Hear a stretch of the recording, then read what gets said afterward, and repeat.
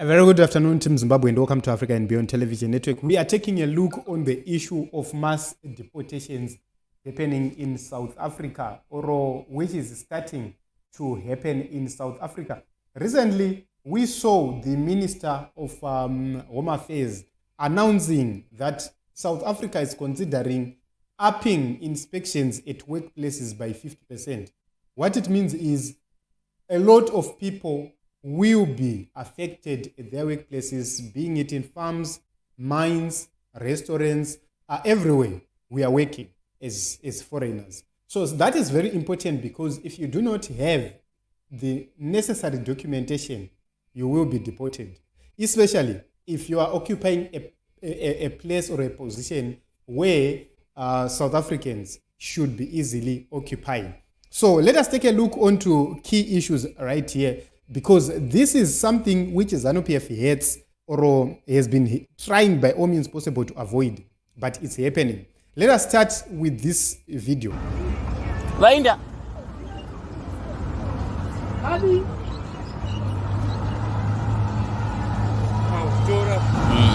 So if you take a look at this video, these are police trucks deporting foreigners. These are police trucks deporting foreigners. Once you start it's a problem. So this is just the beginning of that. We know deportations have been happening during the days of that is when deportations were so many. But at this point in time, this period of deportations is back. What does it mean to ZANU-PF? If continuous deportations start to happen at this point in time, it means trouble for ZANU-PF and Emmerson Mnangagwa. There are two critical things we need to understand.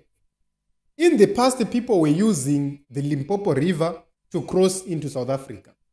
If that phase comes back, it means people who have been using the Limpopo River to cross into South Africa will find it difficult, because there is a team which deals with the border security, which was created by the previous minister. So we have a border management security service which deals with the issues of the border itself. What it means is, if this is implemented more by a non-corrupt minister, it becomes a challenge to our people who have been getting into South Africa through the Limpopo. If the border is made strict entry, then it also becomes a challenge to our people who have been going to South Africa.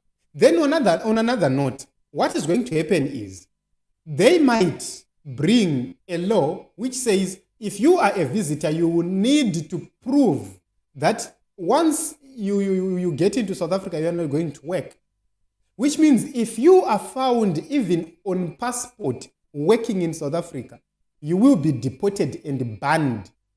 And also, there are circumstances where they will reduce your stay in South Africa. For example, people are being given 3 months. They will come to a point where they will say, we are no longer giving 3 months. We are now giving maybe 2 weeks if you are visiting to South Africa. Failure to come back, it means you are banned. The major challenge which we now have is that we have two things. Biometric recognition of people, number one. Number two, we have e-passports. E-passports are becoming a challenge to our people because, number one, it can be electronically traced to see your movements. And secondly, your biometric fingerprint, if needed, or your physical face, if they bring a biometric identification process at the Zimbabwean border, then we are doomed. Because what happens is the Department of Home Affairs in South Africa and the Department of Home Affairs in Zimbabwe, they will share a biometric system. For example, you are crossing into South Africa. You go onto the biometric database in Zimbabwe with your face or your thumb. What it means is the Zimbabwean authorities then immediately transfers that there is somebody called Susan who is moving into South Africa at this particular moment. Which means when you get to South Africa, you will be identified using your face or your thumb. Which means automatically your passport is then stamped upon verification that you are the person, it will become also difficult for our people to extend my days on their passports using other means. So, guys, this is something which is happening at this point in time. If South Africa implements whatever they are doing, it becomes, we have trouble in Zimbabwe, we have problems in Zimbabwe, particularly for the ZANU-PF people. ZANU-PF people are the people who are going to suffer the most, because these people who will come back home, they will come back home to meet Emmerson Mnangagwa, who is not prepared. But this discussion has been ongoing. Let us hear the discussion from Parliament. And then we must also respond to the outcry of our people that our jobs are being taken by foreign nationals. It's a cry. It is not getting the right interpretation. The reality of the matter is, it is the bottom end of the labor market that needs our attention. For example, we support the visa regime as envisaged to attract skills and investment into the economy. We support that fully. But we say it should be complemented by us paying attention to the fact that at the lower end of the market, we are not paying attention. And that is where the employment crisis is. In other words, we make the point that it is not xenophobic to say, please protect sectors that do not want complicated skills. That will be your hospitality. It will be your hospitality, it will be your farm work, it will be your construction. And I'm sure people who took time to monitor the George crisis and disaster, you will know that it exposed our laxity in dealing with construction sector as a sector. And the attractiveness of employers is that those sectors, it's easy to invite anybody at substandard wage rates. And it is this government that has a responsibility to deal with that issue and monitor it. Now, every time I go to a restaurant, I won't mention the names because I normally say it's upmarket when it is not in the upmarket. That is the legacy of being a rural boy. But you go to a restaurant, I hardly get served by a South African. We can't accept that. So if you listen very critically, what is happening here is that there is the construction industry, the agricultural industry, the hospitality industry, key industries being mentioned right here by the minister, which are going to be targeted as we speak right now. This is the point of discussion in South Africa, which means the majority of our people are in the construction sector. They are going to face deportation, or they are going to lose jobs. Once you lose a job, it's either you will be deported or you will come back home on your own because you will find it difficult. It means that the families who have been living in South Africa, families of those within the construction as industry, they are going to leave South Africa because it is going to be very difficult for them to continue working. Number two, the issue of people who have been working in restaurants. If you have been working there and you have a family in South Africa, what it means is you are going to move and go back to Zimbabwe, then together with the family. So you are going to see a lot of people in South Africa leaving South Africa, going back. Out of 5 people in a family, you are going to see 1 person remaining because it is going to be a very difficult era. Then you go to the farms again, you are going to see the same happening. So what it means is, if we were living as a family in South Africa, then it means we have to go back home. We are going to have a stampede in schools. We are going to have a stampede on health. We are going to have a stampede on everything. Because these are people who are coming back from South Africa. They've left everything they were doing in Zimbabwe, which means they don't have anywhere to start.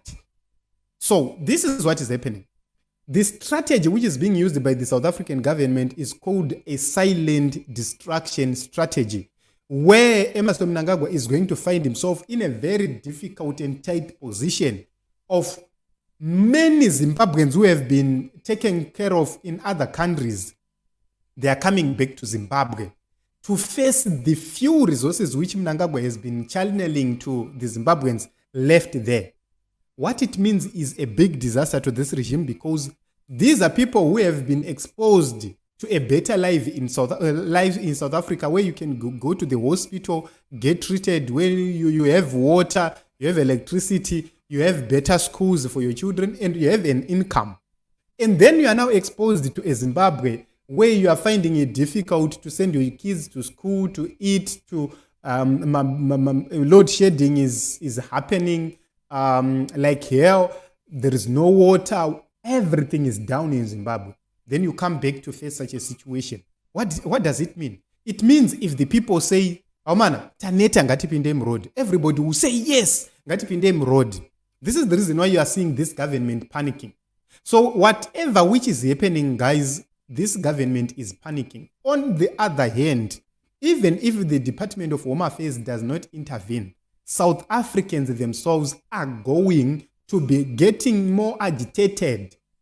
Because remember, the DA want to see service delivery happening. The ANC will not want itself to collapse. The opposition will be coming in, will be chipping in to deal with these issues, which means this issue is going to be dealt with legally.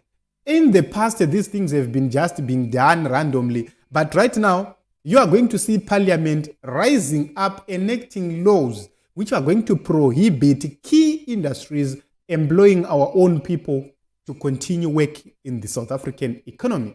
What does that mean? It means our people shall come back home. I have seen a lot of people talking about the necessary skills, people who have been on ZEP. These are people around 200,000 of our people. Yet in South Africa, we have over 3 million Zimbabweans living there. Vana, vakadzi, nevarume. We have the majority of our people illegally illegally working in South Africa on visitors' visas. So that is something which needs to be understood, guys. Munarku as a visitor in South Africa, Opiwama days, 90 days as a visitor, and within those 90 days is working without a work permit. These are the issues which are being discussed in Parliament as we speak. So, Team Zimbabwe, things are getting hot. And at a certain point in time, we have to agree on one thing. We have to confront Emmerson Mnangagwa on our own. So, guys, this is what is happening. And we will watch and see how the South African government is going to tackle this whole thing. The only problem we have is that if this minister starts, or if this minister says, let us do it, it will be done. It will be done. So this is Team Zimbabwe. When you see the regime panicking, it's because of these issues happening. Edwin, thank you very much for coming. Mikra, thank you very much as well. Joseph says, you are a prophet of doom and your doom doesn't seem to be anywhere close. Joseph, I am not a prophet of doom. I am dealing with issues. This is the reason why I am playing videos. I have played a video of a minister discussing these things in Parliament. This is not a joke. You have seen last week the Minister of Home Affairs issuing another statement. If you think this is a joke, one day you wake up and see things turning right when you're expecting things to turn left. So these issues, this is not a joke. I don't hate anybody who is in South Africa. I have so many relatives in South Africa, and it pains me to see them lose the income they've been having when they get deported. But we are talking about facts right here. And we are talking about things which are being discussed both in South Africa and in Zimbabwe.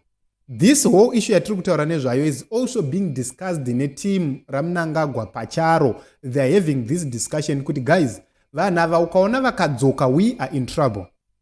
This is the reason why ZANU-PF is not comfortable with this kind of government, ANC, DA. DA is different to what we used to have. Motsoaledi was a minister who spent more time speaking, running around and doing nothing. This new minister can prove you wrong. And if he does so, then you have to know that we, our people, are in trouble. So this is what is happening at this point in time, and we'll wait to see what is going to happen. I know that our people, some of them, they're ignorant. They'll say, Ajitike, this and that. But remember, if we continue to have this Minister Aripo as the Minister of Home Affairs, and if we continue to hear ministers like the chairperson of the ANC coming live to speak in parliament about 3 sectors, the hospitality, the construction, and the agricultural sector. These 3 sectors are the main sectors our people are employed, which means we are in trouble. We are in trouble. So it is what it is, Team Zimbabwe. We'll see what is going to happen. Patrick says the situation is, Tulani says Patrick's situation is different now. Past we had ANC in power by themselves, hence they had a soft spot for Zimbos. Now it's a GNU government, it's possible. Zimbos, we are going back. Okay, Thomas says, I hope this will not touch my family here in Mozambique. So you can actually see that what we were talking about, it's not an issue that I am wishing these people to be deported. No. This is something which is being discussed at the governmental level in South Africa and both in Zimbabwe. When you see Zimbabwean government or Zimbabwean people, high-profile people discussing issues, they are not bluffing. They mean it. And ZANU-PF people, they do not even understand what is happening at this point in time. They do not even understand Cyril Ramaphosa. Is he that Ramaphosa who was defending Mnangagwa, or is now a changed Ramaphosa?